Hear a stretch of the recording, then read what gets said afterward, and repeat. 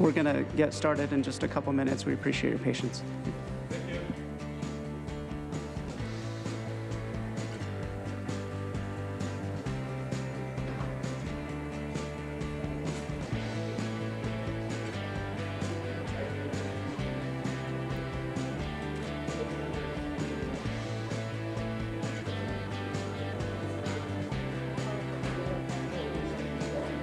Just let me know.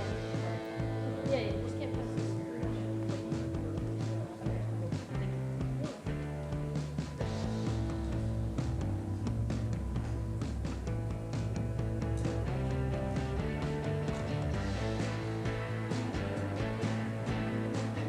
Oh, yeah.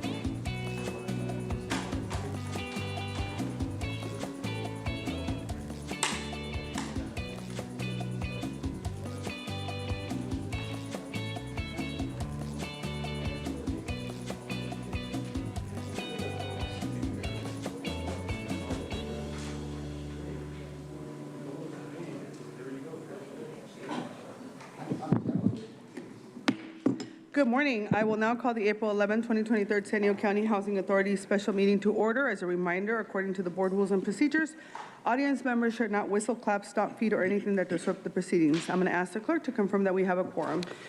Thank you, Chairwoman Vargas. Supervisor Anderson. Here. Supervisor Desmond. Vice Chair Lawson-Remer. Here. Chairwoman Vargas. Here. And for the Housing Authority, Lieutenant Commissioner Francisco Penalosa is absent today. Thank you. All right. The only item on the agenda for the special meeting is Housing Authority Item 1, Notice Public Hearing, Adopt a Resolution of the Housing Authority of the County of San Diego. I think we have a small presentation from the team. Short presentation.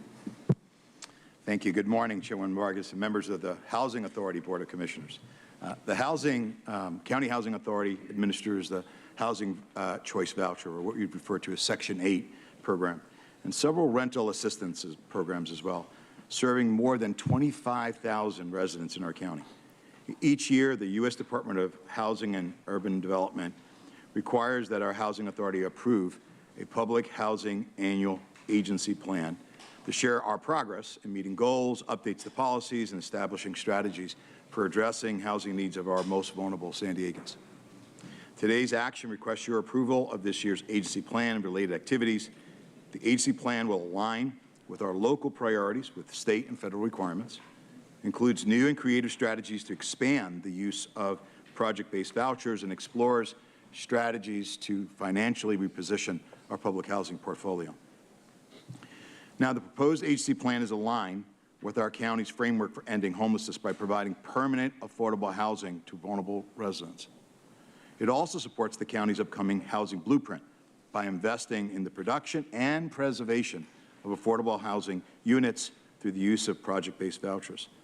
It aligns also with our county's vision of a just, sustainable, and resilient future for all, and advances healthy, safe, and thriving communities by improving the lives of low-income San Diegans and persons at risk or those experiencing homelessness. Here with me from the Housing and Community Development Services Department is Director David Estrella and Deputy Director Kelly Salmons, who will provide further updates on our plan. David? Thank you, Nick. The County Housing Authority administers the Housing Choice Voucher, or Section 8 program, and several rental assistance programs throughout the unincorporated areas and in 13 of the 18 cities within San Diego County, providing housing stability to over 25,000 residents. These programs contribute over $15 million each month into the local economy through payments to landlords. In addition, the County Housing Authority also owns and operates 4 public housing sites in Chula Vista, which consist of 121 affordable housing units and an affordable housing site in San Marcos for low-income agricultural workers. Participants in the County Housing Authority programs include working families, veterans, seniors, persons with disabilities, and those previously experiencing homelessness. The Housing and Community Development Services works in 2 capacities: as a county department that administers federal, state, and local funding, and as the County Housing Authority, administering the federal Section 8 and public housing programs. HUD requires several plans related to each capacity. Last week, the board approved the annual plan covering entitlement programs, such as the Community Development Block Grant and Home Investment Partnership programs. Today, staff is requesting approval of plans related to programs administered by the County Housing Authority. These plans aim to reduce housing instability and increase affordable housing options throughout the region. The agency plan is a comprehensive guide to a housing authority's policies, programs, operations, and strategies. It outlines the housing authority's progress in meeting the goals and objectives and must be submitted to HUD 75 days prior to the start of the new fiscal year. The agency plan includes 2 policy documents: the Housing Choice Voucher Program Administrative Plan and the Public Housing Admissions and Continued Occupancy Policy. Together, these 2 documents describe the policies the County Housing Authority has adopted in each program. I'll now turn it over to Kelly Salmons to discuss program changes to the agency plan. Kelly? Good morning. Thank you, David. Some of the significant changes proposed to this year's agency plan include updating policies as required to align with state law related to the use of arrest records when considering criminal history of applicants. In general, housing providers cannot take negative actions against participants or applicants based on arrests that have not led to conviction. This change does not impact current approved criminal prohibitions for the programs. Rather, it clarifies what information can be considered when denying assistance. Another change is updated language related to the residency preference and working family preference categories. These clarifications make it less restrictive for applicants working in the county's jurisdiction to meet the residency and working family preferences. In addition, the agency plan outlines activities that the County Housing Authority will undertake or expanding in the upcoming fiscal year. These include expanding the use of project-based vouchers to increase the supply of affordable housing units in the region, updating operating policies for the implementation of recent HUD regulatory changes. For example, new HUD regulations will require updated policies and procedures relating to income and asset calculations. The majority of the changes will become effective January 1st of 2024. And finally, the County Housing Authority will be exploring HUD-recommended options to financially reposition the public housing portfolio. Recognizing the regulatory funding constraints that limit the federal public housing program's ability to meet the operating and capital needs of local public housing sites. HUD provides several strategies to convert public housing units into other HUD-funded programs. Converting to other HUD programs enhances revenue streams, helps housing authorities preserve affordable housing units, addresses rehabilitation and physical needs, and places properties on a more financially stable foundation. We will return to the board at a later date to present recommendations and policy updates and to share next steps in the repositioning process. Throughout the agency plan development process, the Housing Authority conducted various means of community engagement to ensure the voice of the customer was considered. 2 resident advisory board meetings were conducted and attended by Section 8 participants and public housing residents. There is also a required minimum 45-day public review and comment period, which began on February 17th and will conclude at the end of this public hearing. In order to reach a broad segment of the community, the agency plan was posted on the Housing and Community Development Services website and was noticed in various publications in multiple languages. The county email blasted to over 117,000 recipients, including applicants, participants, landlords, and other subscribers, posted information on social media platforms, and provided notices to public libraries, city managers, legal aid offices, and family resource and live well centers throughout the region. As of today, over 50 comments have been received during the public review and comment period. The majority of comments pertain to the availability of vouchers and are a valuable assessment of the housing need. These comments support the recommendations for the County Housing Authority to apply for additional program funding or vouchers as opportunities become available. In addition to approval of the agency plan, the Housing Authority must have an approved 5-year Public Housing Capital Fund Action Plan in order to receive the Capital Fund Program revenue from HUD. The 5-year action plan covers a rolling 5-year period and is updated annually. The grant amount for 2023 is estimated to be $375,000 based on the previous year allocation. This year's funding will supplement operating expenses and cover the installation of energy-efficient water heaters, supporting the county's sustainability goals. I will now turn it back over to Nick. Thank you, Kelly. Today's requested actions include receiving public testimony, approving the agency's plan, and authorizing submission of the plans and all required certifications to HUD. In addition, if approved, today's action will also authorize the County Housing Authority to apply for additional program funding or vouchers as opportunities become available. As we continue to expand the supply of assisted housing in our region, having this board authority will maximize the county's ability to take advantage of opportunities that require partnerships and have short application windows. Finally, today's action will authorize the County Housing Authority to explore the financial repositioning of public housing as noted previously in the presentation. This concludes our staff's presentation, available to answer any questions. Thank you so much. We're going to go ahead and open it for public comment, and then we'll have my colleagues have comments and discussion. Thank you, Chairwoman Vargas. We have 7 requests to speak on this item, 4 in person and 3 requesting to speak by phone. Also note for the record that we received 3 e-comments on this item, 2 of those in opposition.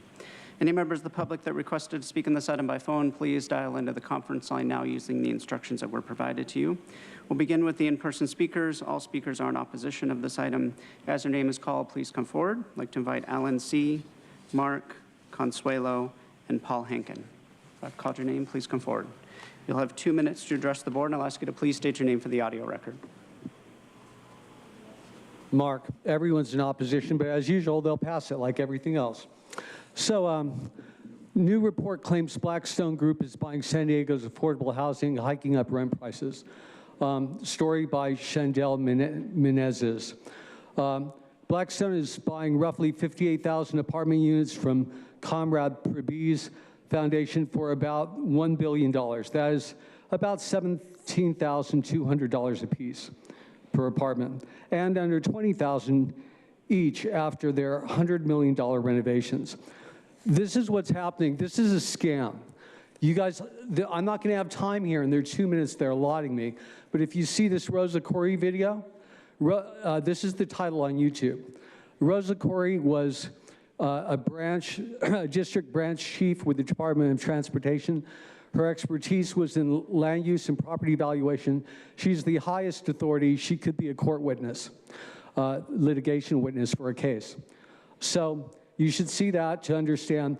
Now, of course, if they really cared at all about helping people, they would literally stop the bankers, stop the source of inflation, which the founding fathers said would leave our children homeless. And literally, they said that, if we let the bankers control the interest in inflation and deflation, which they are. And if they got rid of that and had corporations pay a livable wage, there wouldn't be homeless people, or very, very, very few, probably mostly mental. So anyway, it's all a complete scam. You need to see these videos on YouTube. They're all on YouTube. This one would tell your fifth grader about the Federal Reserve and the World Bank, and he'd understand it better than almost all the adults around you in 16 minutes.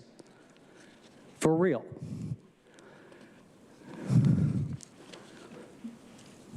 See it, or we're going down. Next speaker, please. They don't care. Hi, Paul Hinken. NBC and others report that Blackstone is buying up housing. With the affordable units we paid our taxes to build and subsidize, and renting them at normal prices. They should pay us back. Or the board could encourage them to go pick on another city, or both. If the board designates housing as affordable in public proceeding, it should be the one to remove that designation, not some real estate agency, which is basically unaccountable to the public. And given the huge wait time for public housing applicants, we cannot afford the removal of affordable housing from the market. There is also a homeless crisis. Providing homes sounds like fix, but it is not. It is a multifaceted problem, including, in the order I think is most practical, 1, employment, 2, reducing crime, no catch and release, arresting and then not prosecuting nonsense or taking their stuff, 3, treating the mental or psychological or drug problems, and 4, housing. The number of houses you build for the homelessness is disgusting. A few hundred a year, 9,000 or so homeless. So that 45 years. Even the Public Housing Agency plans has the waiting period for public housing applicants is about 8 to 11 years.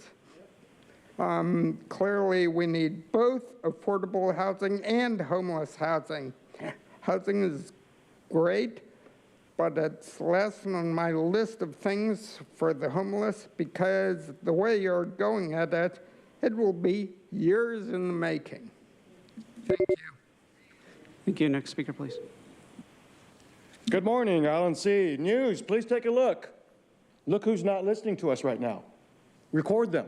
Joe Anderson, Terry Loss-Reamer, Nora Vargas, thank you for looking up finally. Jim Desmond, you're looking, I appreciate it. Michael Vu, you're not an elected official, but you're looking, I appreciate it. Helen, awesome, you're paying attention. We got these two on social media. Look at that, record that. Please, Joe, Tara, you got public speakers right here and you're not even paying attention to us. Please look at us, give us a courtesy. Can you focus on the item, please? Yes, ma'am, I will. Thank you. But I first want people to listen. I've mentioned before about the Health and Human Services down in Chula Vista, needles over that park, we had to close the park down. What are you going to do about it? You're talking about affordable housing? I served 20 years in the military. You know what we had? We had open bay berthing. You want to hear about a fail? Look at Golden Plaza. We had 550 beds at Golden Plaza, and they shut it down and moved the people to 42 units down in Barrio Logan. Do the good people in Barrio Logan deserve that? No. You want to help the homeless? Not wraparound treatment, but enforced treatment. That's called hard love, to actually take care of these people, because if you give them a room that's affordable housing by every one of these overpaid people here, how much your take-home salary? And you're actually banking off these people suffering? You want to really take care of these people? Open bay berthing, enforce treatment, enforce the law. It is not right for anybody to live in the street, block ADS sidewalk. You want to see a model city? Go look at Coronado. The mayor there actually said, you will get treatment, you will get housing, but you will not live in my streets. It's tough love, but it makes results. But build overpriced, affordable units out of these overpaid idiots over what needs to be done, open bay berthing, enforced treatment, temporary housing by open bay berthing as they had down at Golden Plaza, and now you guys failed. Please take care of it. Thank you. Next speaker, please. Consuelo, they want us all homeless and in their stack and packs. Listen up, San Diego. Governments are owned by corporations run by psychopaths, lying about an imaginary economy based on debt, fueled by illegal wars, destroying ecosystems, poisoning water and food, decreasing real education, increasing prisons, manipulating the media, foreclosing homes, suppressing free energy technology, making us all struggle, starving, humiliating, and killing the world. Yet you stay silent and you continue to follow a pathological culture. You continue paying taxes, voting, and trusting the government. Well, guess what? We don't have governments anywhere anymore. Now we are all being run by the United Nations Agenda 21. The reason you don't know we've been lied to, conditioned, and brainwashed is because you've been lied to, conditioned, and brainwashed. Please note, the revolution of humanity won't be coming from a leader. The revolution will come when we learn to lead ourselves. Fuck their new world order. Thank you. Now we'll hear from those that requested to speak by phone. When it is your turn to speak, you'll be unmuted and you'll hear a recording that will tell you to begin your comments after the beep. I'd remind the callers they should mute their TV or live video stream before they begin speaking. We'll start with our first caller.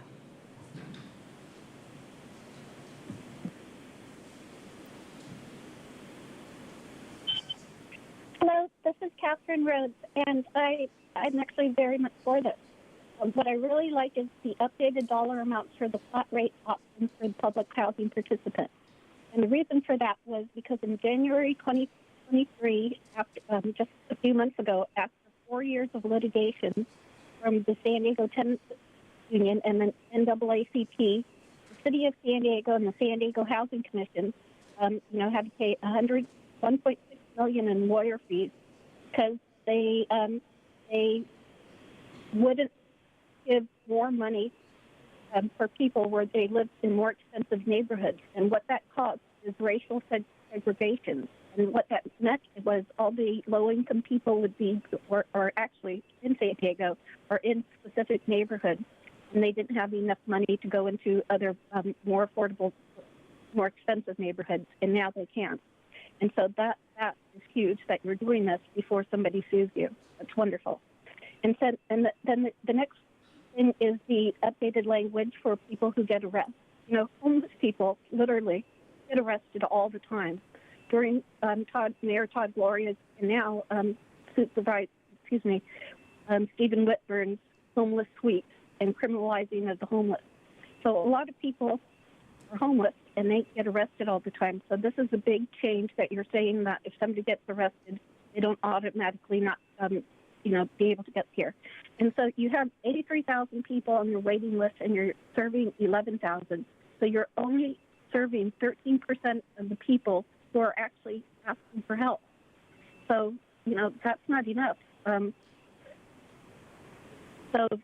Whatever, and of course, this doesn't have to do right now with homeless. I don't see anything about the mental health. Of course, it's because it's HUD. You're not talking about the mental health services. Thank you. But I just... We'll now hear from the next caller. Give me 1 second. So just as a reminder, according to the board's rules and procedures, audience members should not whistle, clap, stomp, feet, or anything that disrupts the proceedings. What? You are wasting my time. So I'm asking you politely to make sure that you act, with civility. We will be removing folks from the chambers if you continue to do outrageous behaviors. So I'm giving you this information now. I will give you 3 warnings if you continue with this behavior. We have a lot of good work to do today, so please, you have an opportunity to speak during public comment, and you are able to say whatever you need to say regarding the item that is before you.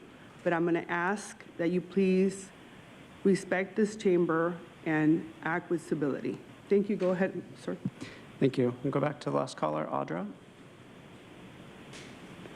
Give me all my time. This is ridiculous, you guys. This is a total propaganda update as usual. I would like to give Consuelo props because that was a fantastic speech and people need to pay the frick attention because as you can tell, this is all just you guys doing a bunch of manipulating, just facts to make it seem like you guys are actually doing something when, like Catherine said, you're arresting people who are homeless. Therefore, you're impeding their ability to even get housing. And if you have 83,000 people on a wait list and you're serving like... I mean, it's a joke because you guys get millions of dollars and all you do is nothing with it. The problem continues to get worse because if you actually wanted to do something, you would. You wouldn't be arresting these people and making it so that they, have no ability to then go work or whatever. I mean, we know you guys arrest people just for freaking clapping in there. So nothing that you do is conducive or helpful to San Diego. It's destructive. It's on purpose. You're doing it intentionally. This is your job, so you're doing a fucking great job at it. You're destroying the county, and you don't listen to the people, and it's crazy that you guys can't even start a meeting on time. You put 8:15, you got to show up at 8:30.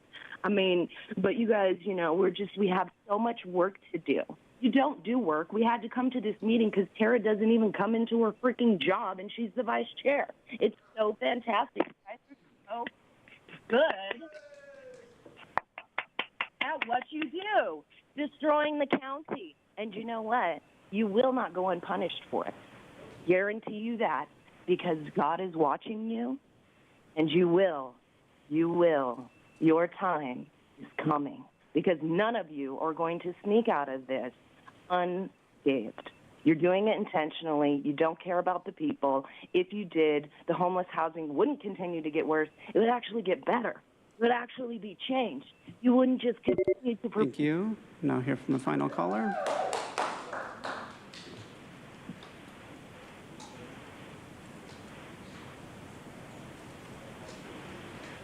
Hopping is outrageous, according to Nora. This is truth. This item had to be moved from April 5th into a special meeting today because of Tara always being a no-show. While Jim's on the news pointing out how Nathan's getting paid for not showing up. Well, Tara's done the same thing. I actually think, Tara, that you should also resign. Your daughter needs you anyways, and there's remote work you can do instead, especially with your expertise and data-driven deception. So the U.S. Department of Housing and Urban Development requires a public housing agency plan from the county in order to implement the federal government's housing goals. That plan must be submitted in order to get their debt dollars. It's pay to play. And this item will reposition public housing units to voucher-based in order to maximize revenues received. That tax money is the only way county government will pay for social programs such as public housing vouchers. But the use of the word public is incredibly deceptive, as it suggests that everyone could take part. But most people are denied eligibility for these programs. The only public part is where everyone's expected to pay taxes for them. Something even more deceptive I learned at the March 28th El Cajon City Council is that vouchers are a source of income. I asked them if begging is a source of income too. But the real funny thing is that beggars often come in the form of stakeholders here. And I learned yesterday at the San Diego City Council from Lori Saldana that it's Sexual Assault Awareness Month. How about that? So I actually got some claps when I gave the City Council an earful about one of the entanglements you're all involved in. Maybe thanks to mythomaniac Nathan. It's those skeletons in his closet. Maybe it's... You got skeletons in your closet, written all over your face. Every little lie that's so I can't keep your soul true. You got skeletons in your closet, I got bones to pick with them. Thank you, Chairwoman Vargas. That concludes public comment on the side. Thank you. Thank you for that presentation to the board. All right, this is your first warning. Thank you for that presentation on this item. I really appreciate the highlights that you prepared for us. And I also want to say that we acknowledge the action to reposition the county's public housing portfolio to be voucher-based. Also, this is really important because it allows us to receive additional funding from HUD and for major maintenance and capital investments. So I appreciate that work. And so with that, I'm happy to make a motion. Is there a second? Second, we have a motion and a second Vice Chair Lawson-Remer, any other comments? Comments, okay, please.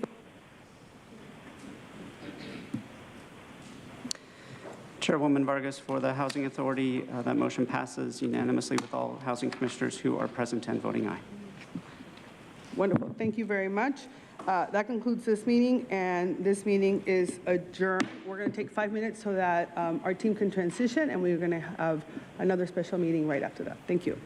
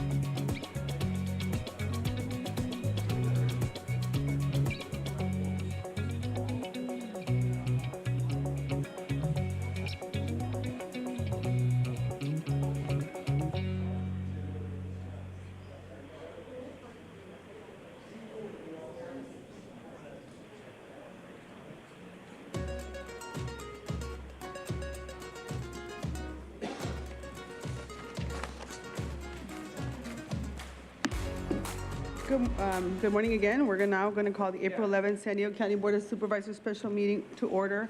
And again, I just want to remind folks that you all will have an opportunity to speak. You will have your 2 minutes.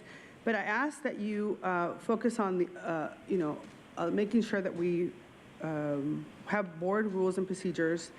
And we ask our audience members not to whistle, clap, stomp feet, or anything that disrupts the proceedings. So I'm going to ask our clerk to confirm that we have quorum. Thank you, Chairwoman Vargas. Supervisor Anderson? Here. Supervisor Desmond? Here. Vice Chair Lawson-Remer? Here. Chairwoman Vargas? Vargas here. So the only item on the agenda for this special meeting is discussion item 1, a resolution of no confidence in Supervisor Nathan Fletcher, and a request for his immediate resignation effective immediately. As the chair of the San Diego County Board of Supervisors, my priority is ensuring that we are able to serve the people of San Diego. This board has demonstrated that we're committed to moving forward with the business of the people of San Diego County. It is clear to me that the only way to move forward is without Supervisor Fletcher on this board. Supervisor Fletcher has been absent for the past 2 weeks and unable to serve the people of San Diego or to answer for any of the troubling allegations brought against him. We encourage him to resign immediately so that he can focus solely on his treatment and so the people of San Diego can move forward with the representation they deserve on the San Diego County Board of Supervisors. That is why I called a special session on the board of the board and drafted a resolution of no confidence in Supervisor Fletcher. We have too much work to do for more than 3.3 million residents in San Diego County to be diverted by the actions of a board member who isn't here to answer to them for them. I want to reassure our community that as board chair, I am committed to continue to move our county forward with the most transparency and accountability, as my colleagues also have stated that. Our board will be careful considering our options in making these important decisions, and we will continue to lead so that we can meet the needs of all county residents. Our staff will continue to carry out the work they do every day, and I'm grateful for all 20,000 team members in the county for making sure that this county continues to move forward. Over the next few weeks, we're going to follow a process established by our board policy and our charter, which gives us options on filling the future vacancy for District 4. I think we've mentioned those. There's 3 options. But in the end, united, we're going to, with the input of the community and residents of District 4, our board will determine the best direction for our county. With that, I'd like to move forward the motion for our Board of Supervisors to process, a motion to adopt discussion item number 1. Second. Thank you. Are there any comments from my colleagues?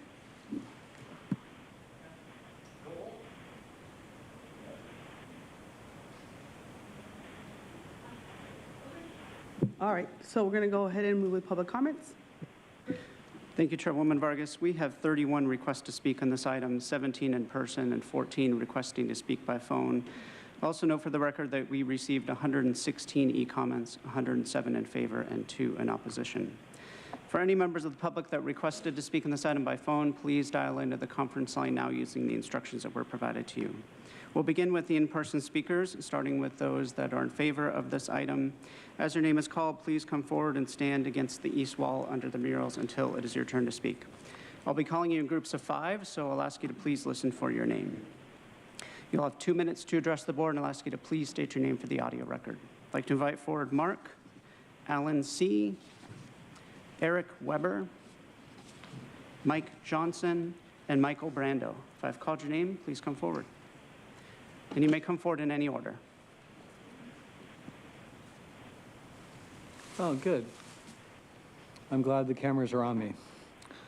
So, Mark, what's really sad is that although there's good reason that's been mentioned for Fletcher resigning immediately, this board is known for a long time, and many people have already told them that Klaus Schwab, in this video, the leader of the World Economic Forum, states in the first minute, this is a title on YouTube, anyone can see, and he states in the first minute that he's penetrated governments, including Trudeau, more than half of Canada's government, and France and Argentina. He mentions this himself. If you Google Nathan Fletcher World Economic Forum, you'll see that he is a member of the World Economic Forum. So that is treason. I've told the board, and many people have told the board about this many times, They've done nothing whatsoever. Neither is Kelly Martinez, who's our sheriff. It is her job to do that, and she hasn't. Had Jonathan Peck been elected as sheriff, he would have done it. Here is the Facebook page that shows this photo from 2019, I think it is. Anyway, you'll see it when you go there. And it has this quote by Nathan himself, which is, "Excited to be in Davos for the annual meeting of the World Economic Forum, cold but sunny."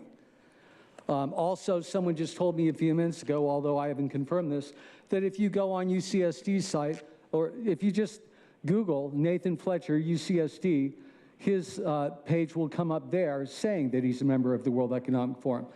He doesn't have to be hung. He doesn't have to be jailed for years and years like he probably deserves. He absolutely cannot hold any position in government, and neither should anyone else that has any... Thank you. Thank you. Next speaker, please.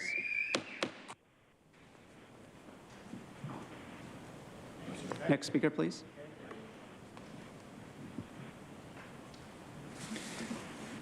My name is Eric Weber. I am an athlete, coach, Spartan, attorney, and I have autism. I am here before you to demand accountability. In November 2021, Nathan Fletcher's district office received a demand for records. He refused to comply with the records request, violating the California Public Records Act. He and Lorena Gonzalez have some unethical stock laundry, which was discovered in Form 700s from 2020, the COVID lockdown era.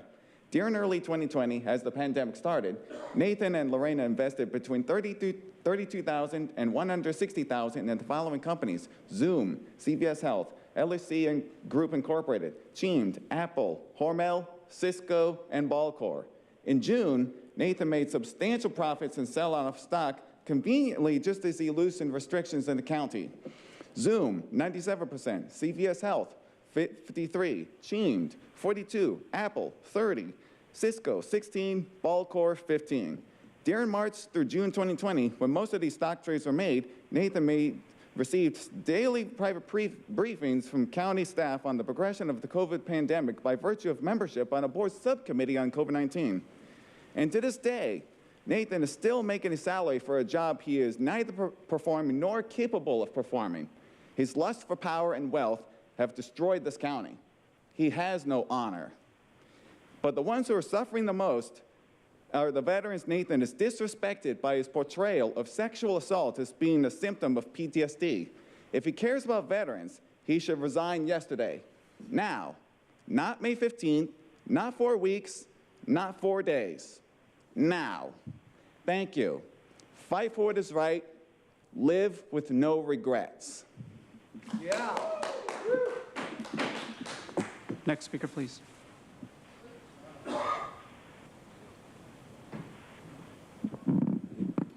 So my name is Mike Johnson. I'm the executive director of SD Must. We're a local nonprofit. A lot of people have been coming to these meetings for the last few years, and some of you on the board are actually complacent in the facilitating of the abuse of power of Nathan Fletcher. You appointed him to chair. You helped get him reelected. It's hard to really think that none of you knew what he was up to until it was disclosed to the public. So, but you have a chance to redeem yourself, and it's great that you actually are having this vote now, and I think a lot of people appreciate it from all of you. I mean, regardless of what side of the aisle you're on. The biggest thing is that I know after this vote, if you all vote yes, you can't force him to leave, but there's some key votes coming up in May, including the chief administrative officer position, that you have the power as chair, Nora, to actually postpone that vote, table it until he leaves. Don't let him vote on anything else that has long-term ramifications for the county. And that's a way that you can kind of help unite the county and bring everyone together. I mean, this is a nonpartisan position. A lot of people here are, all over the place as far as spectrum. But yeah, if you vote for him to resign and he doesn't, then you definitely need to table any votes where he can have any kind of, one last ditch effort to have an effect on the people of San Diego County. I think he's done enough damage. I think you all agree on that, and I think everyone here can agree on that too. Thank you. Thank you. As the next speaker is coming forward, I'd like to invite 5 additional speakers: Paul Henkin, Consuelo, Lou Uridel, Jeff Noway, and Luke. If I've called your name, please come forward. Hello, Alan C. First off, before I forget, only the people in that district need to vote replacement. Please do not appoint anybody because you're disenfranchising the voters. No matter how much it costs, there is no cost great when it comes to the vote of the people. So please, let the people decide a replacement. That is so important because you're going to have 2 against 2. Somebody's going to kind of let the other person win, and that's not right. Let the voters decide the replacement for Nathan Fletcher. All right, let me go deeper why you need to fire Nathan Fletcher now. His wife, Lorena Gonzalez, is current union member for the entire state. When she was Rep the 80th, she passed AB 805, the way to vote, to benefit the unions. She passed AB 5 to benefit the unions. Why aren't there charges brought up on his wife? To actually, right now, she is profiting off what I work hard for, what everybody here worked hard for, by passing AB 5 and AB 805. That is so corrupt. Nathan Fletcher sits at the college right now as a sexual predator teaching class. He's still on there as active duty at the college. And you don't put him in? A Democrat, Chula Vista City Council Rep, Jose Preciado, actually has an admin job at the college, double dipping, and he's actually electioneering students. He has access to every student record at the college, guiding them how to vote Democrat. Why aren't there charges brought up on him? Do the right thing, let the people decide, and start looking at all this what's going on between the unions and not working for the people, and that bastard electioneering our precious students at the college. That is so corrupt to have Jose Preciado work at the college, have access to everybody's students' records. Look into it, guys. Make that your headline, because that is so corrupt. I yield back. Next speaker, please.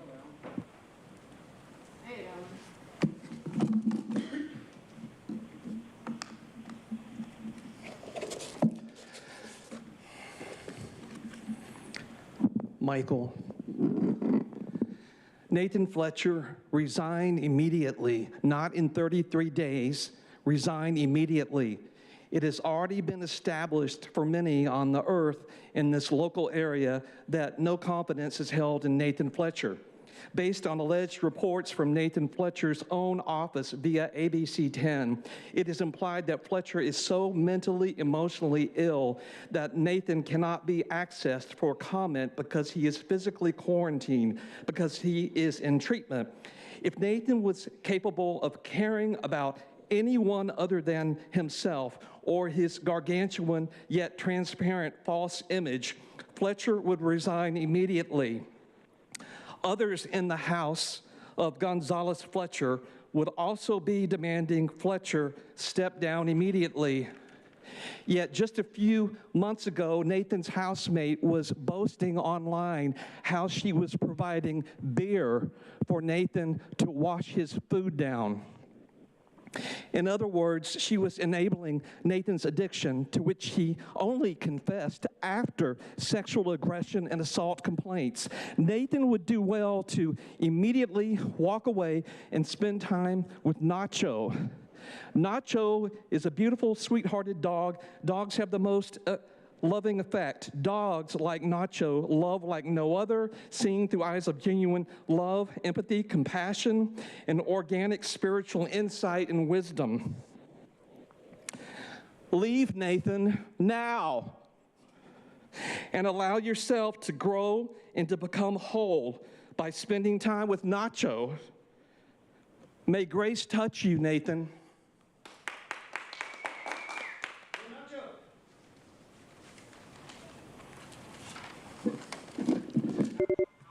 Next speaker, please.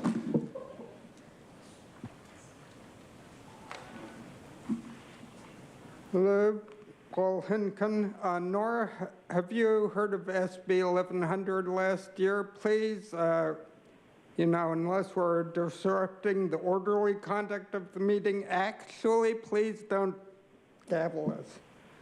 how refreshing it was to hear laughter in the chambers during the business portion of the April 4th meeting. You are hearing the anger, the fury of the people of this county, speaking for all those who are here or think similarly about Nathan's lies, his misbehavior, and his criminal acts.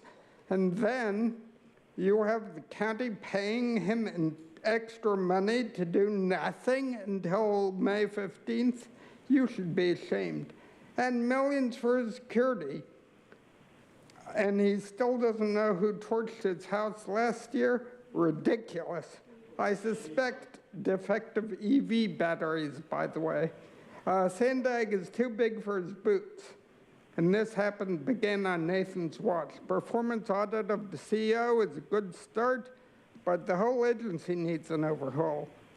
Its mission is transportation planning, not city planning. I'm concerned about the failed audits, exclusion of dissenters on the board, and now of passing proposals with 4 votes rather than a majority. That is not democratic. It's a public group, not a private club. Sandag's auditor found improper severance and bonus payments. The board apparently let it go. And then they approved contracts without an amount on the bottom line, cost us at least $250 million. Nora, please restore it to its legal functions, and it needs regular audits. Thank you. Thank you. Next speaker, please. Consuelo, the most foolish species on the planet. You care more about a man's extramarital affairs instead of him violating his oath of office. You care more about his personal family issues than you do about the injustices that have gone on in these chambers for years. You had absolutely not a fucking thing to say about his criminal actions of having a non-threatening woman be assaulted at his command under his orders on November 15th. I call you out too, Kelly Martinez.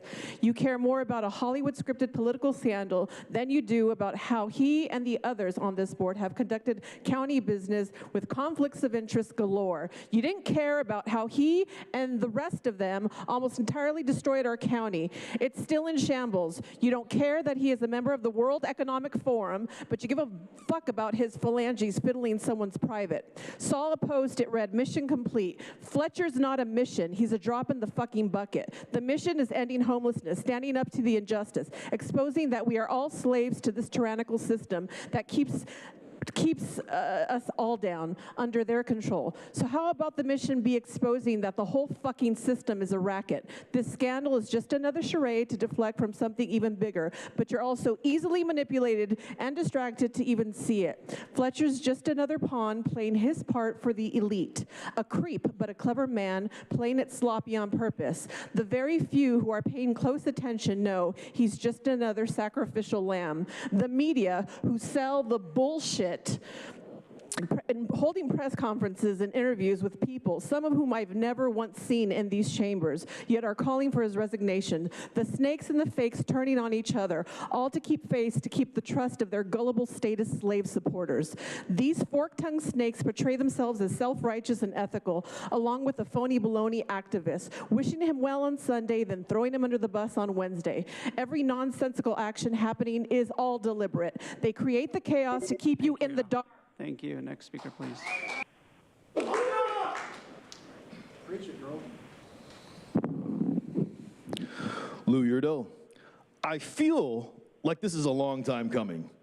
Now, these allegations of sexual assault by Nathan Fletcher on a subordinate at work, that's your legitimized reason and rationale for this vote of no confidence.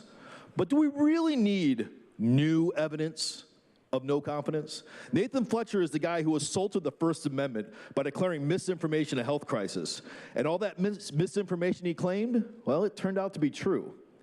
He made a San Diego County an abortion sanctuary in a state that already has the most lenient baby-killing laws on the books.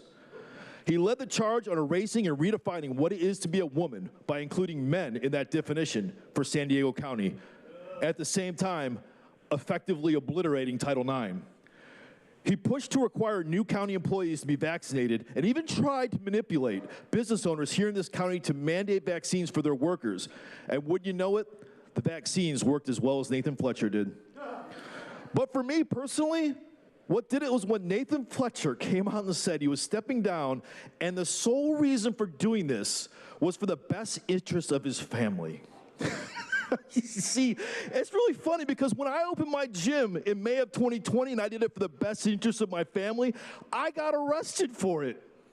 And it's funny, it wasn't even a law in the books against it. His resignation should be immediate. He should have no more input on this board. The taxpayer shouldn't pay another nickel. Vote no confidence and show the fortitude it takes to be leaders. Come on. Yeah. Next speaker, please. My name is Luke. I'm here to demand the resignation of Nathan Fletcher. I think everybody here needs to do the same thing. I'd also like to address the unconstitutionality of your policy that doesn't allow us to encourage each other to clap. There is case law, K in 1970, has stated that we do have the constitutional right. We have the First Amendment, and that protects our ability to express ourselves at these meetings and to encourage each other. And you need to revisit that, or you need to stop slamming that goddamn gavel down, because we have the right, and you don't get to take that away from us.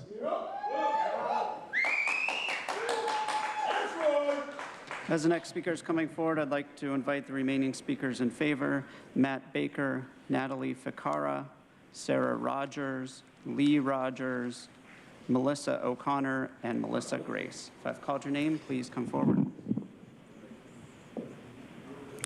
My name is Jeff, and I'm certainly not falling for any intended deception here that this corrupt criminal board has suddenly gotten wholesome and pure with calling for Nathan's resignation.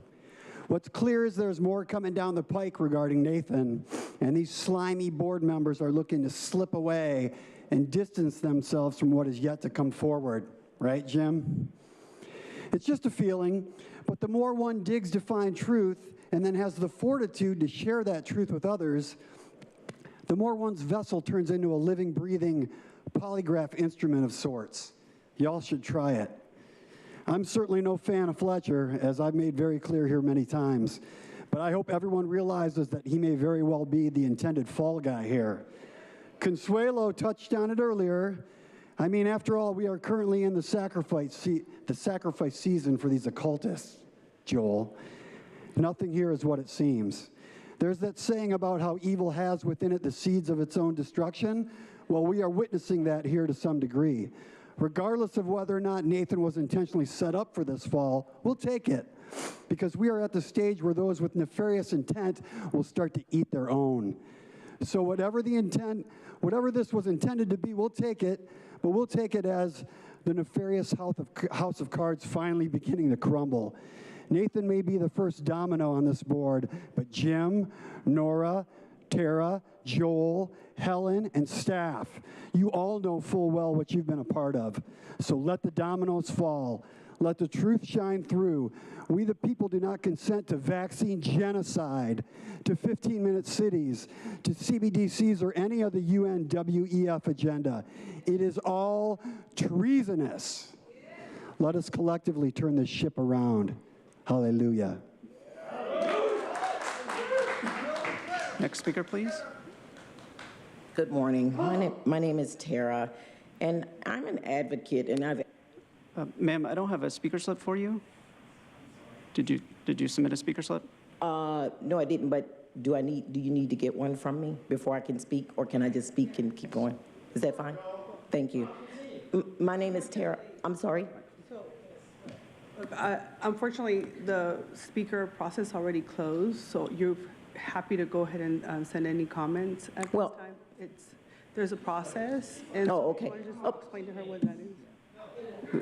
The request to speak are due before we begin public comment on this item.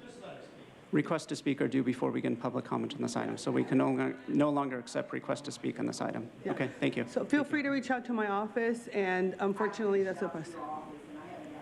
Okay, well, thank you. Yeah, thank you, ma'am. And is also available. Thank you. Okay. Thank you. You can go ahead and follow up with our office. Thank you. Next speaker, please. I'm sorry, ma'am. Thank you. Can you go ahead and close it, please?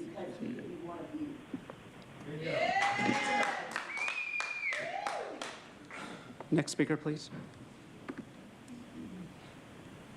Hello, I'm Dr. Sarah Rogers. I am a retired psychologist, retired naval officer, and retired federal civil servant. My doctorate's in clinical psychology and industrial organizational psychology, and my expertise, one of them, is in combat-related PTSD. I am here with the sad position of supporting your resolution of no confidence, and I thank you for bringing that forward. It is no insignificant thing to be treated for combat-related PTSD. It is a distraction. There are great facilities in the VA that Nathan Fletcher can avail himself of, and he does not need the county support to pay for that treatment. So I encourage you to go forward with this resolution of no confidence, and I thank you for doing your due diligence in policing your own members to be able to fulfill their duties. I own a home in the Mount Helix area. I am one of his constituents. So thank you. Next speaker, please. Good morning. My name is Lee Rogers. Along with Sarah, I own a home in District 4. We also have a home in District 5. I'd like to thank Jim Desmond for being the first one to come forward and ask for the immediate resignation of Nathan Fletcher. That was the right thing to do, and I appreciate that the chair has placed this resolution of no confidence in here. What I ask everyone to do is not just pass this, I ask this to be passed unanimously, because we do need to move on.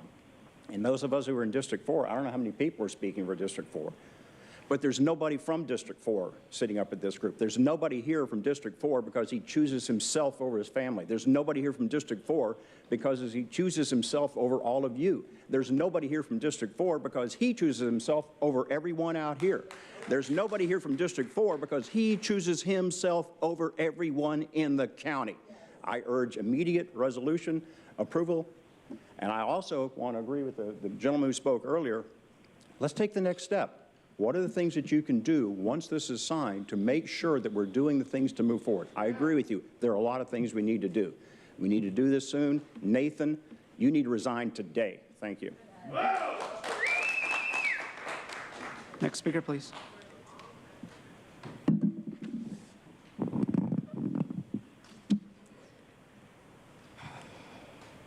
Hi, my name is Natalie Fakara, and I'm a United States Air Force veteran who served overseas during Operation Iraqi Freedom and Operation Enduring Freedom. I also reside in District 4 under Nathan Fletcher's tyranny. I had no idea who Nathan Fletcher was until 3 years ago when my common sense was under attack. When things I knew to be true for almost 40 years of life, living all over the world, was put into question. I have never met you, wherever you are, Nathan, but I feel like I know you. You see, in 2002, while deployed, I was supervised by a man, and I use that term loosely. His name was Sergeant Webb. And he groped me daily, and he would make sexual aggressive remarks to me. One day, I asked him to please stop. And he did. He did. He created a new position for me. I now got to work alone, isolated, in a small room from 6 p.m. till 6 a.m., doing menial work that a hired third party would typically do. He even did me a favor and referred me to see mental health. And if anyone here has been in the military, if your supervisor refers you to mental health, especially when you're trying to create a successful career for yourself, that is not the business. Politicians use their military service and clout, and sure, why not? We're supposed to have integrity first, service before self, and excellence in all that we do. And sometimes there's exceptions. Sometimes dirtbags somehow make it as far as becoming supervisor of District 4 and running for state senate. 20 years later, I'm reminded that leaders are pigs sometimes. And it's unbecoming of a public official and combat veteran to claim PTSD as an excuse to get out of bad moral behavior. And our tax dollars should not be spent protecting an abuser. I've never met Nathan, but I... Thank you. Your time is up. Thank you.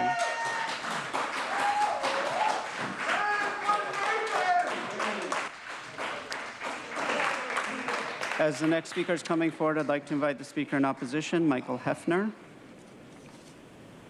Is it my time or no? Please go ahead. This is Matt Baker. Oh, we are sick. We are so sick. And I call upon the Holy Spirit.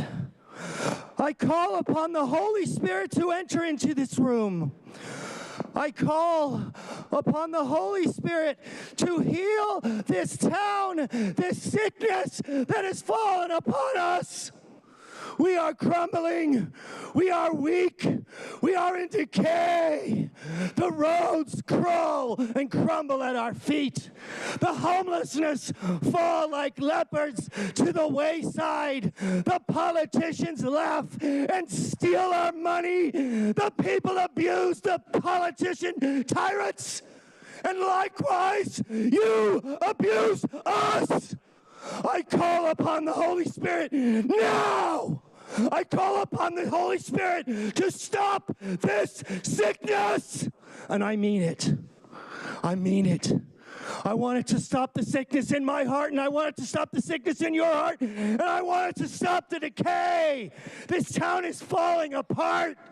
The roads are crumbling. You fill them with little pieces of tar and call that leadership.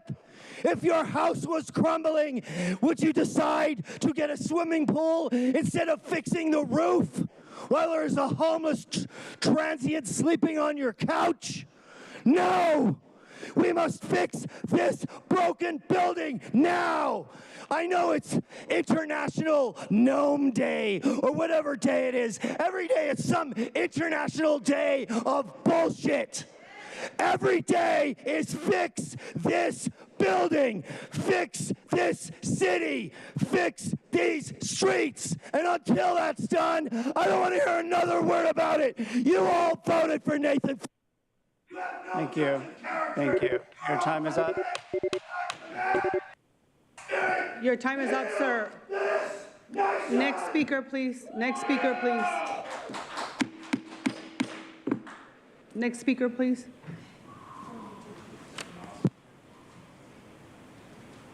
Amen. Good morning. I'm Melissa. I'm so disappointed why we're all here. I'm really sad that it took sexual assault to find some common ground, but I do commend you for making this decision to gather and get rid of Nathan. It's great. So I just wanted to do a little walk down memory lane so that Nathan can never hold office in California or our nation again. And Tara's smirking, but I think she needs to be reminded of all of the horrid policies that Nathan brought into this land that we just prayed for, that is crumbling literally and imploding at the seams. And actually, Nathan's like a bird that has consumed too much rice. And the rice represents himself, and he's literally exploding from the inside. And it is not fun to watch, but we are seeing him self-implode. And this is what pride does to us. We come here humbly. These are our chambers. I own this building. Everybody here owns this building, and we come here humbly and we ask for our life back over the last 3 years, which we actually don't get from you. We can live our life without your permission. But it's sad that you don't recognize the effects that you have on people. And Tara can't even look at me. Okay, just a little reminder, my 28 seconds. He made San Diego County an abortion sanctuary. He redefined women to include men so that our females in prisons. Is that funny, Tara, that your other female prisoners are now subject to being attacked by men in San Diego County prisons? Or if you're a woman seeking abuse and you go to an abuse shelter, you can have a man in that shelter? I'm done. Next speaker, please.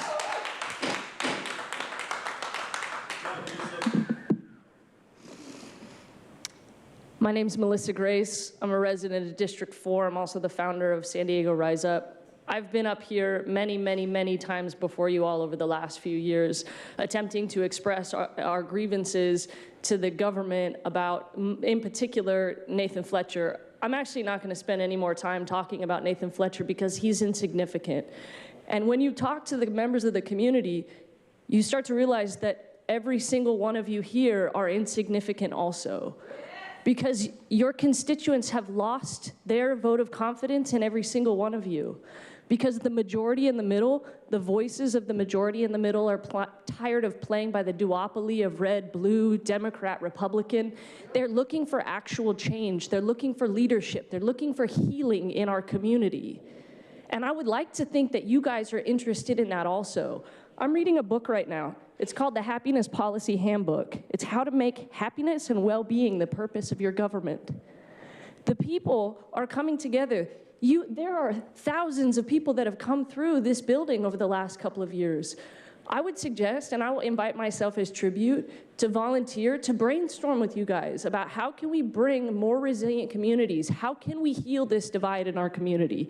Because that's what we need. We don't need more government. We need more hyperlocal action. We need more citizens taking pride and taking power in their communities. Can we all agree that that is a way forward? I've been here in front of you guys many times. Not once have any of you reached out to the common sense, rationally minded people in the middle to come together because this is our county. I'm committed to it. I would like to think that you guys are too. So let's come together and do this and set an actual example. Thank you. Next speaker, please. There has to be a question and answer time, some point in the time. You must answer questions one of these days. It's for the health of... That is your forced warning. I don't care, I'm out of here anyway. Listen for a change. Just give it a whirl. My name is Michael Hefner, and I did fill out the wrong form color, and maybe that was meant to be because I guess I am the last speaker. I am here, and I want to thank you for bringing this meeting together and everything, and I appreciate your opening words to have Nathan Fletcher resign immediately. I implore all of you guys, as his peers, to vote for him to resign immediately, and we know that this would occur in any organization out there in the public sector and through any organization that's out there. If this egregious act would have happened someplace else, they would have had him resign or at least go on administrative leave without pay. So I think by listening to the peers from you, that hopefully he will listen to that and leave his post immediately. Now, on going forward for District 4, we're looking for a replacement. I know that you're going to have to find someone to be put in this. And we just had an election, and I look at Amy Reichart as that person, since she was the one who did run against him and has more invested in that particular district. If for some reason you decide not to appoint Amy Reichart to that position, then I do implore that you guys look at having a special election, because the people in District 4 would nominate Amy Reichart hands down, because we probably have at least 20 people that would be running in that particular spot. So that's what I have to say, and again, thank you for your time. Thank you. Now we'll hear from those that requested to speak by phone. When it is your turn to speak, you'll be unmuted and you'll hear a recording that will tell you to begin your comments after the beep. I'd remind the callers they should mute their TV or live video stream before they begin speaking. We'll start with our first caller.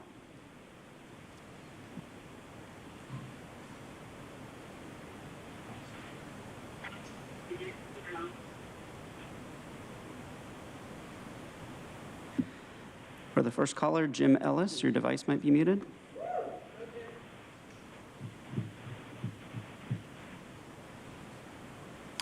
We'll come back to that caller.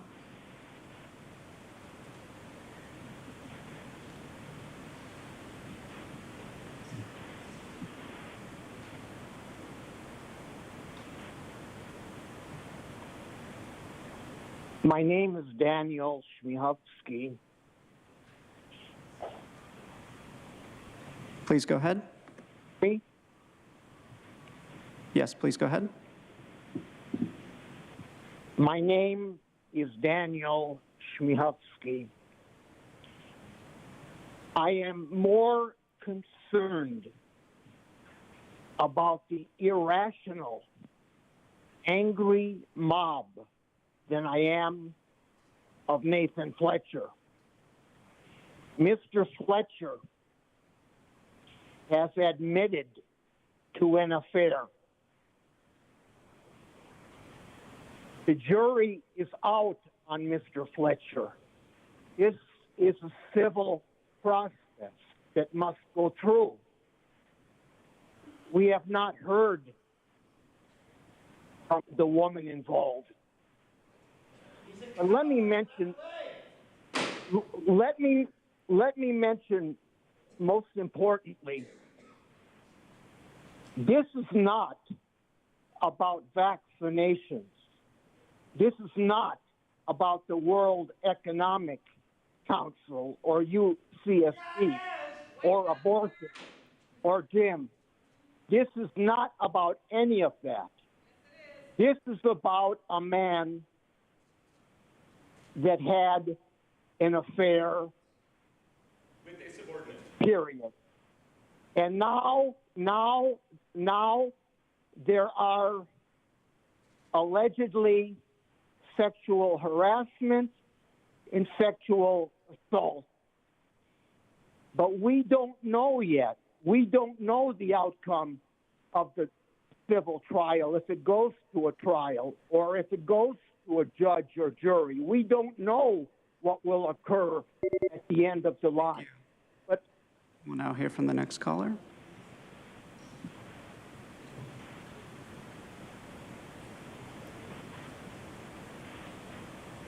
Hello, this is Catherine Rhodes. In the San Diego Charter, page 7, Article 5, Powers and Duties of the Board of Supervisors, Section 500.3 states, the board may suspend from office at its discretion an officer who has been indicted for official misconduct, an offense involving moral turpitude or an infamous crime. In closed session, please ask Nathan Fletcher to resign immediately, and please discuss asking the San Diego County DA Summer Steffens to open the sexual assault investigation and possibly indict him after talking to the victim of sexual assault in a public building. A criminal indictment by the DA would allow the rest of the Board of Supervisors to suspend Nathan Fletcher from office immediately for moral turpitude or an infamous crime.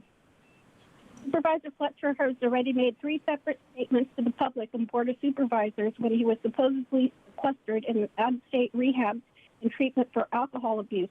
Therefore, for his mental health, we all have to wait until May 15th. The first time was when he said the lady was a liar and looking for the money. Second, when he resigned from MTS. Third, when he resigned from the San Diego County Board of Supervisors as of May 15th. The criminal indictment would allow him to have to resign immediately. So please ask the DA to look into the matter. You know, is this a crime? It seems like a crime from what he said, and I don't know if it's been under investigation yet or not.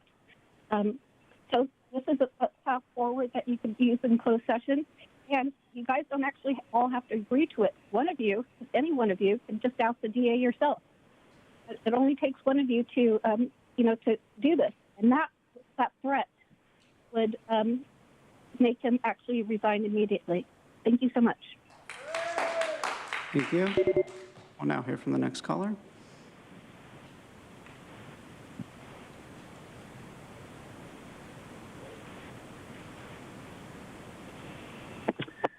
Good morning, San Diego. This is Mike Borello speaking. Regarding the vote of no confidence, I entered an e-comment with a link to the grand jury complaint I submitted on December 7th of 2022 over malfeasance of county government during the so-called COVID emergency. I urge San Diego residents to read this complaint, the exhibits attached, and my correspondence with the grand jury. Of course, the complaint was denied. Consider Nathan Fletcher's legitimacy as a leader these last several years, the influence he had over other supervisors, staff, health and human services, all the decisions, and I'll go as far to say the grand jury itself Alan C. summed it up, stolen valor.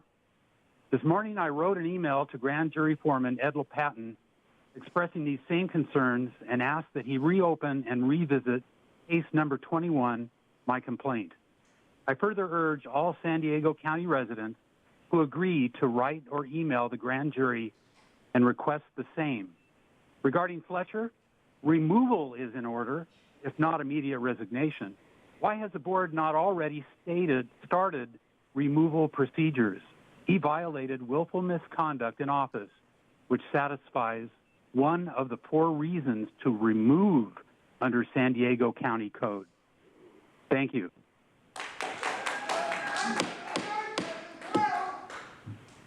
Now hear from the next caller.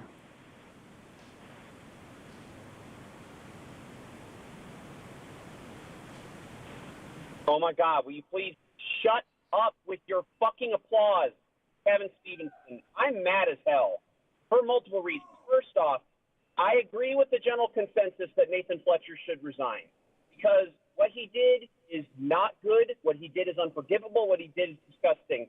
Let me make that very clear. However, let me also make clear, I am not allies with any one of you disgusting grifters. Your grift has gone on too long. I have not forgotten the batshit comments that you guys have given in the past. Louis, I have not forgotten the time over a year ago when you wanted to use your Second Amendment right. What does that mean? That means shoot people. That doesn't mean anything else. Go back to your fucking gym. Also, I haven't forgotten the years of bitching about, I have to get a COVID vaccine to participate in public society? How dare you tell me to do the bare minimum to not spread a deadly virus everywhere? Jesus Christ, what is wrong with you people? God, every single time you fuckers speak, I'm more convinced that you are just paid crisis actors. Because I don't know, like, San Diego County does not agree with you guys. Amy Rickert, she got 30% in the last election. She lost by a 2-to-1 margin. An appointment of Amy Rickert to that seat would be a middle finger to the constituents of District 4 because the constituents of District 4 do not want some anti-vax Sarah Palin reject representing them on the County Board of Supervisors. Hell no! I call for a special election because that is the only way that District 4 is going to get the representation that they need and deserve. Nathan Fletcher needs to resign, and we need to tell these folks. Now hear from the next caller. We love you, Kevin.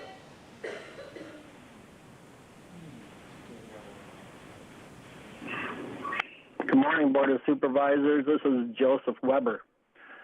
I just want to let you know that I agree with a vote of no confidence for Nathan Fletcher, and I also nominate Amy Reichert to take that seat in the interim if we can't have a special election to let District 4 get their vote in. But I also want to remind you, Board of Supervisors, that, Nathan Fletcher put together a framework for our future that never mentioned our Constitution of the United States or the Constitution of California. But it did redefine a woman. It did say we had to train critical race theory, and it did say we were champions for killing babies in our county. I think we should all think about a no confidence vote here.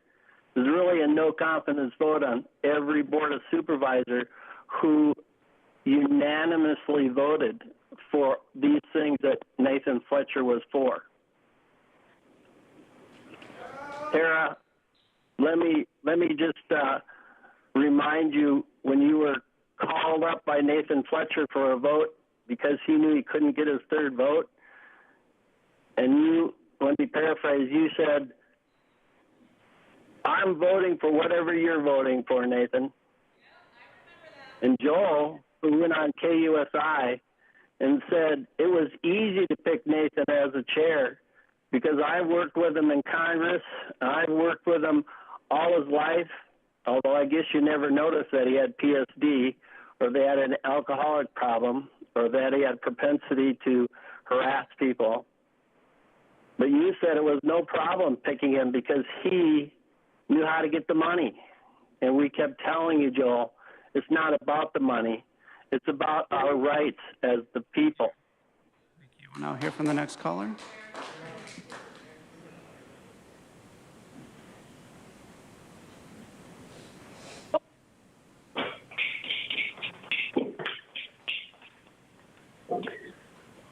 Hi, this is Pam. Can you hear me? Yes, please go ahead. Okay, hi. This is Pam. I support the resignation of Nathan Fletcher now, of course, right? Not on May 15th. The last 3 years of his tyrannical and narcissistic, un-American rule over this county has been despicable. Nathan now owes the people of District 4 and the rest of the county his immediate exodus, his apology, and his accountability for his harmful decisions and acts. His history proves he has been detrimental to this county with his changing of political parties to promote the agendas of he and his wife and other leftist elites. This is early in a new term. The people in District 4 are entitled to a new election with the hope of electing a person of character and integrity. The option of the remaining board members choosing an individual is unacceptable, as there are outside political and ideological forces persuading Nora and Tara to choose a specific individual, which would not be the best decision for the county residents. Supervisors, do not act as if $2 to $4 million for a new election will be a burden on taxpayers. This amount is nothing compared to the $1 billion this county spent on COVID, and people died anyway. Not to mention the $1 billion spent on the homeless without resolution. All this money was spent as guided by Chair Nathan. District 4 residents should be given another chance to correct the debacle that is Nathan and his wifey. Tara, Nora, do you have anything to confess? It would be great to clear as many seats as possible at the same time. Thank you. We'll now hear from the next caller.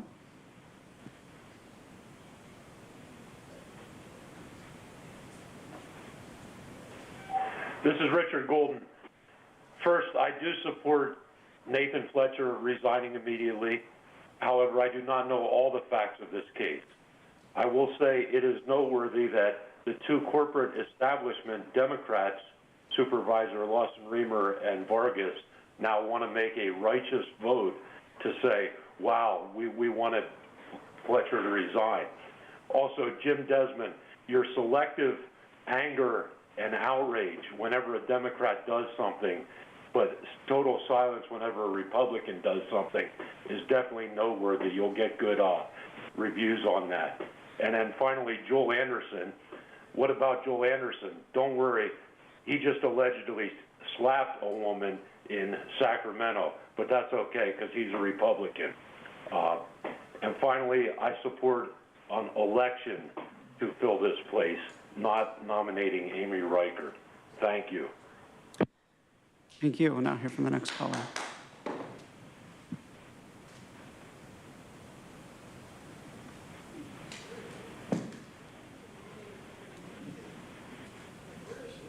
Good morning, Board. My name is Kathleen Lippett. I'd like to acknowledge first that recovery is hard. It challenges a person in addiction on every level, and acknowledging your addiction is a step toward recovery. Drugs that are psychoactive and addictive compromise an addict's judgment. Perhaps that underlies the decisions that transition those he served from the seat of power to having little to no say over the policies imposed upon them. I hope this will be an opportunity for the board majority to rethink the policies previously supported that were spearheaded by Nathan Fletcher. The board's majority support of those policies resulted in blinding the board and the public to the diminishing returns, unintended consequences, and negative externalities. Worst of all, it suborned the county's responsibility to enhance the lives of residents and protect county lands. Outcome evaluations would have shown supportive policies. Supporting those policies were destructive and costly. Taxpayer dollars should have been spent on supporting healthy and safe community environments and returning power to the people. Thank you for letting me speak. Thank you. We'll now hear from the next caller.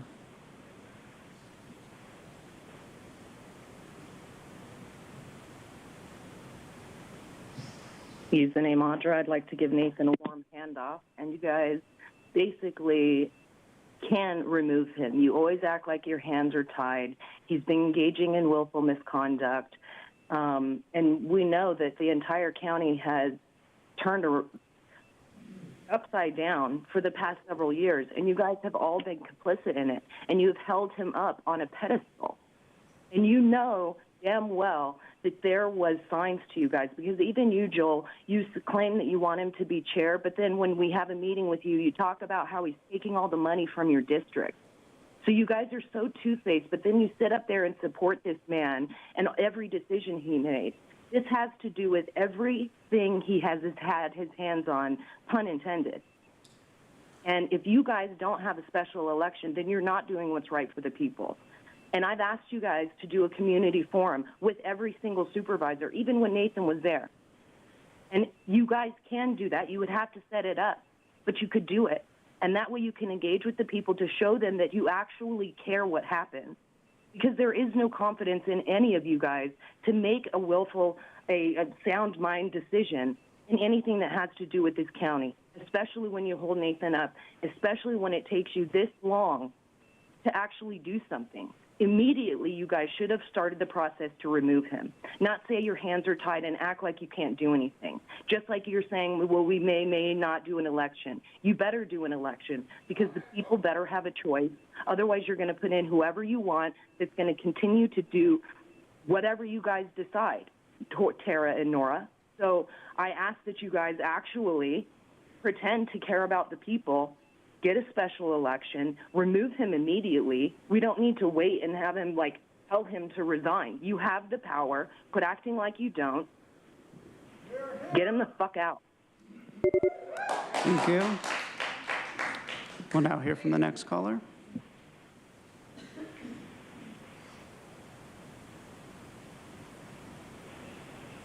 Oh, good morning. This is Peggy Walker. Nathan Fletcher is another example of someone in power forcing his will on someone else without their consent. I recall Nathan Fletcher did this in other cases, including forcing marijuana commercialization on the unincorporated areas of our county without the people's vote or consent. I recall at the time that Nathan's key staff person was directly involved in the marijuana industry. Not a coincidence, I don't think. I would ask you supervisors now to look deeply at that decision and consider its ramifications. We vote for you as our representatives, but not as our dictators.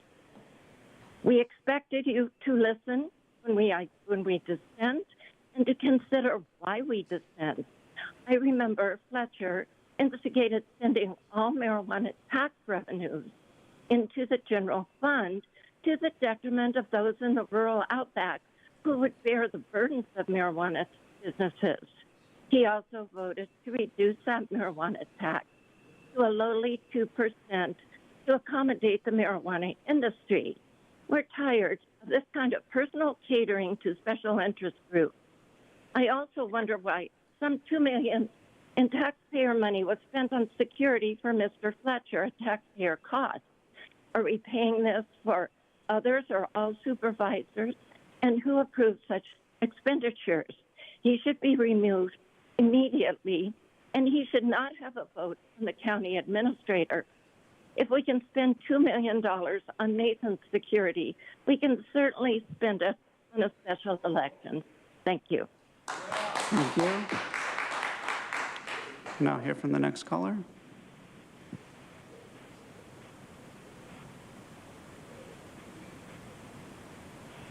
This is Truth, and I have no confidence in a special election or any supervisor.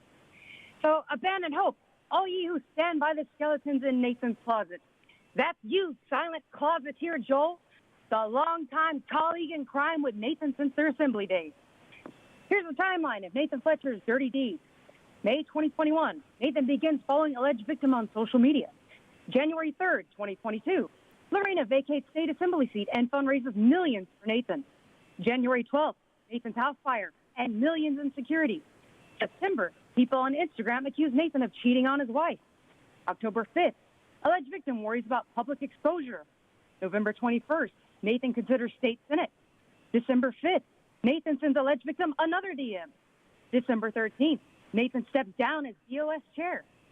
February 6, 2023, Nathan launches Senate campaign and also allegedly ends his victim's career at MTS. March 26th to 29th, Nathan lies about PTSD and alcohol abuse for paid leave. Ends his Senate campaign, admits to cheating, and resigns as MTS chair. The same day, a lawsuit was filed against him by a former MTS employee. The truth is that Nathan stepped down as chair and used the excuse of running for senator because he knew he had to get away from the Board of Supervisors in order to cut his connection to the MTS board. Lying, scumbag criminal on the run. But we'll keep fighting them all.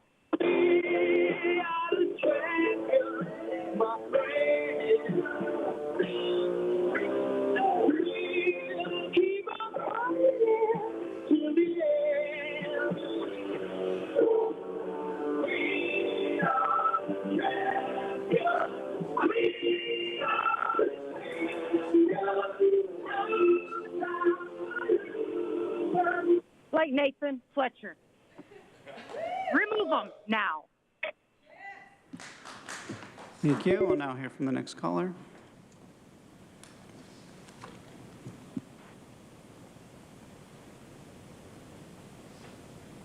Hey, it's Jim. A vote of no confidence, huh? There was no real secret about Nathan Fletcher. So many of us knew. Maybe we didn't know the details of a possible harassment, but we saw the lies and the underlying corruption. He actively ignored most of the citizens as they came to speak at the Board of Supervisors meetings, but the other board members were silent. Fletcher gaslit the room often, on one occasion claiming certain speakers were spouting anti-Semitic statements when he knew he was misrepresenting the speakers, but the other board members were silent.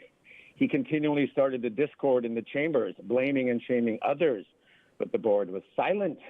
Fletcher called for the removal of one citizen, resulting in the physical abuse by a dishonorable sheriff and the wailing cries of a woman in the adjacent hall.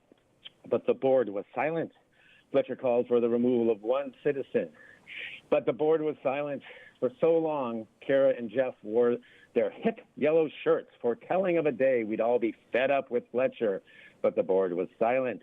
One caller, funny enough, even tried to stretch the mind of the closed-minded board, informing them that the benevolent universe was actually coming through the voices of the upset citizens, warning them of impending doom they could not see, but the board was silent. Michael, Mark, Audra, Consuelo, Paul, Oliver Twist, Truth, and more, they all tried and tried.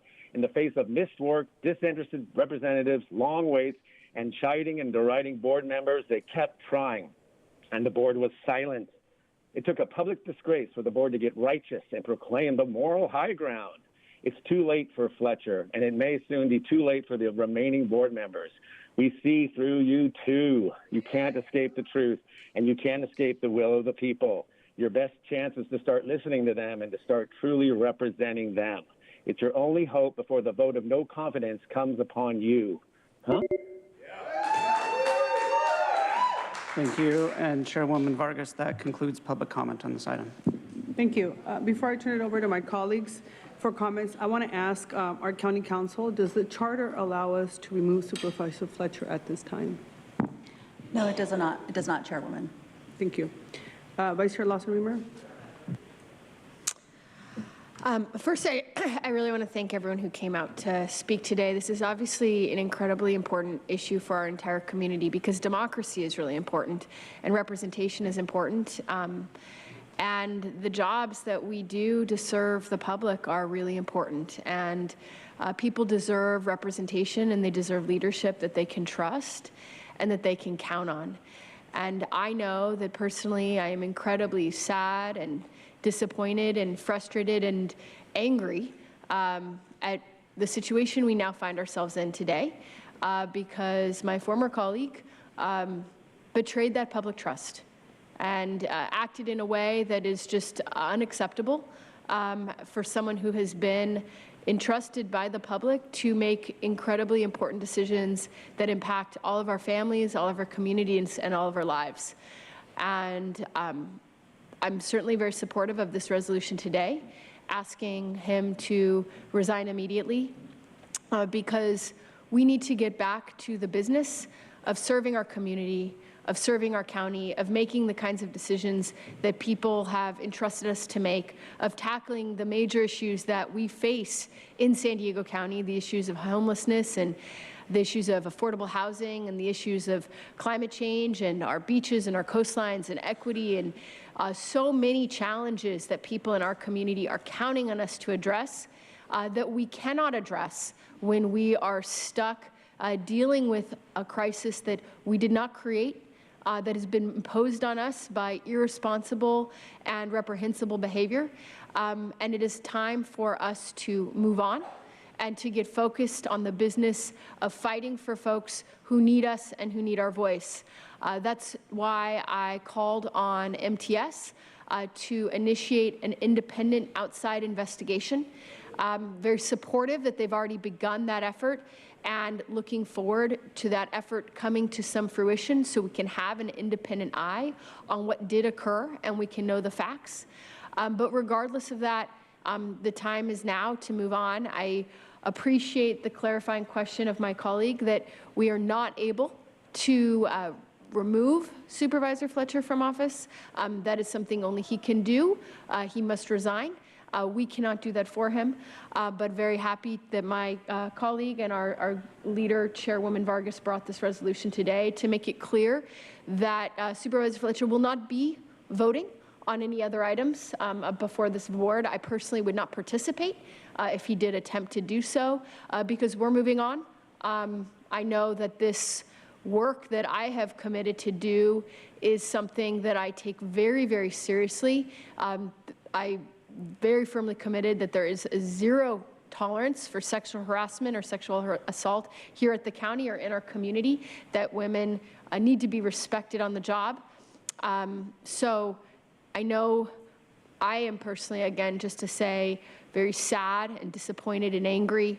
I know that's a sentiment that's been shared with me by hundreds and hundreds of people who've reached out to me over the last many weeks, and people who counted on and believed in Supervisor Fletcher, as well as people who did not support him at all in the first place. I think there's a shared sentiment on this issue across the county. I just really want us to get back to work, get focused on the business of serving our community, and get focused again on what we're here to do, which is to make San Diego County a better place for everyone. So with that, I'd like to make a motion, and thank you again for your leadership. Okay, great. I have a motion and a second, but thank you. Supervisor Fletcher, Supervisor Desmond. Thank you, Chair. I appreciate it. I definitely support the resolution of no confidence in Supervisor Nathan Fletcher and request his immediate resignation, effective immediately, here for the betterment of San Diego County.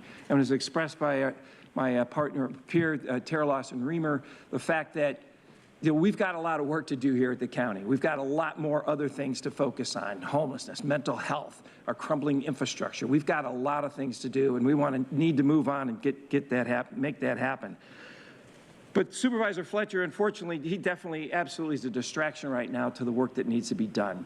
Several days ago, I called for Mr. Fletcher's immediate resignation, as a taxpayer should not be continuing to pay his salary. I've seen reports that he's getting anywhere between $25,000 to $35,000 during these six weeks, and that's just not right. Our sexual harassment training is an annual training that we all take. It's a thorough process, and it goes through different situations that every county worker is required to complete and participate in. In that training, a manager getting involved with a subordinate is one of the primary examples of what not to do. Even if it's consensual, it is not allowed. And that's the #1 example used, and precisely what Mr. Fletcher did. There are also alleged crimes that will be sorted out through court, but Mr. Fletcher admitted to the relationship with the subordinate at MTS. He's in a position of power as the chair of MTS, and Ms. Figueroa was a subordinate, and they had the relationship. If someone did that here as a department head or a manager here at the county, we would have them removed immediately. The same rule should apply to Mr. Fletcher.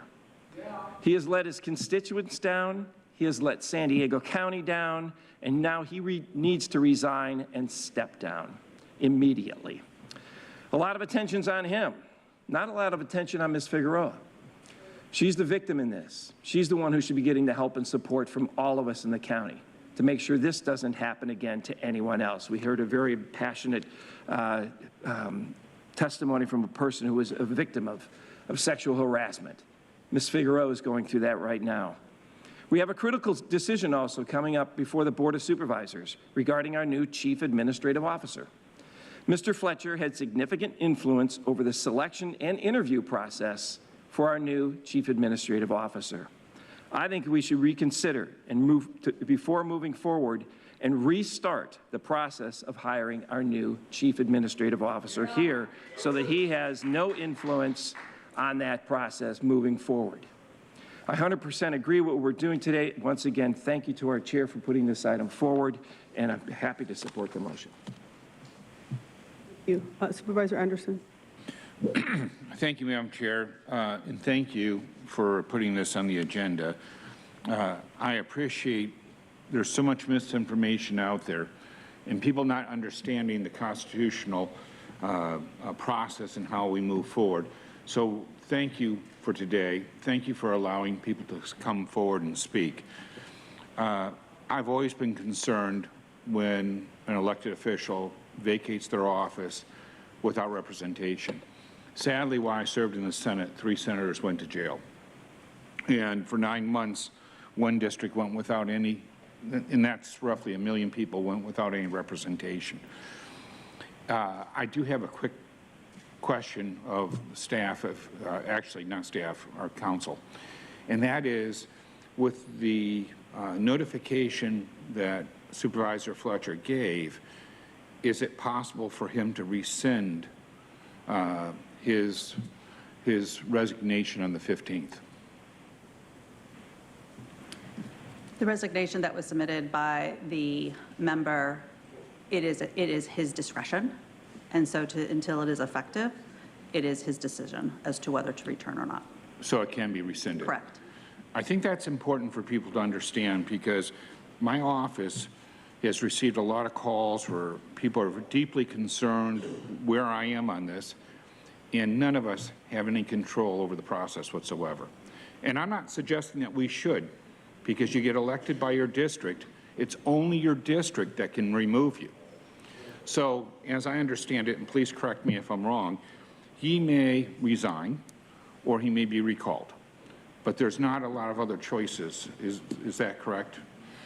Generally correct. There is there's certain operations of law, such as vacancies after absence of so many months, consecutive months and such, that could apply by operation of law, but the board itself doesn't have an independent authority to remove at this time in the absence of other actions having occurred outside of this board's control. So,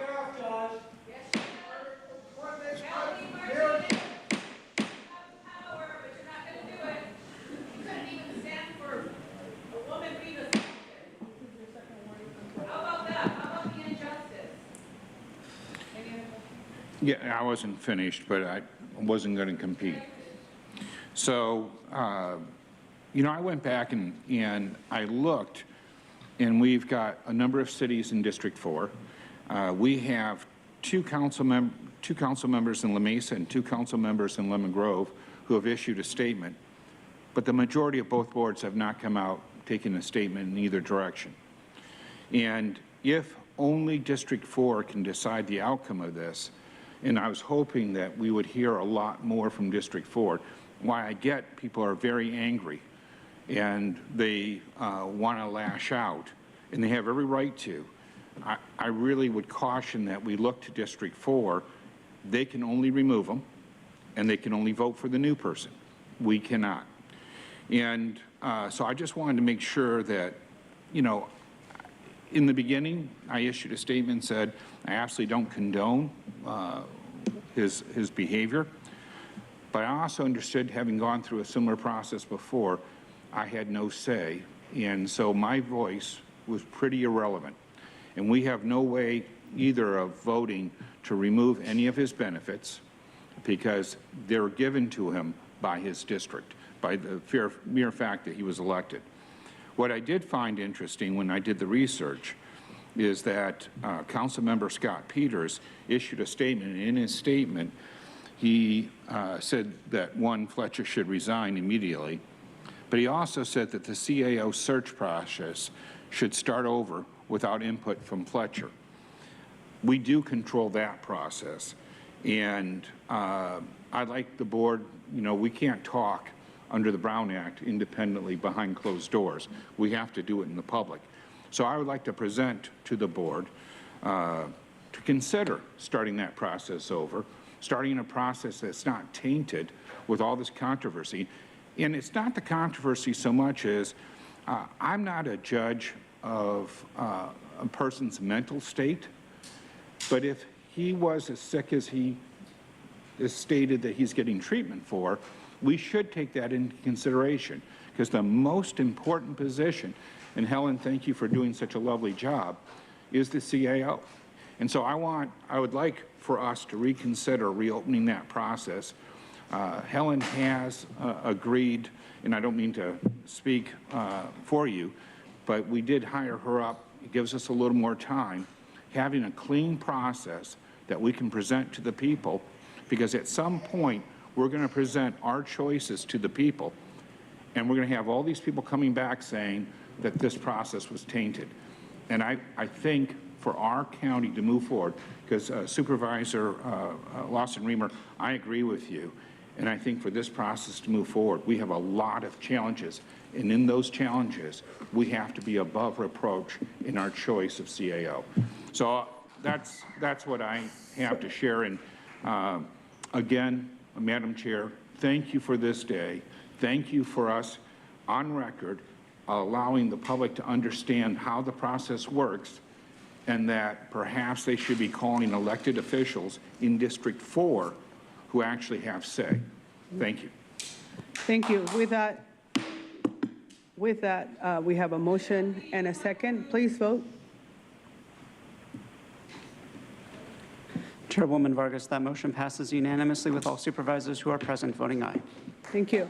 I want to thank my colleagues. I want to thank everybody who came and provided feedback and comments on this item. It's really important, and I want to just remind everyone that this board is committed to moving forward with the business of the people of San Diego County. And again, I want to thank the over 20,000 county employees who continue to work day to day to make sure that our constituents and our community continues to be served. So thank you very much. This meeting is adjourned. The next will take place on Tuesday, May 2nd, 2023.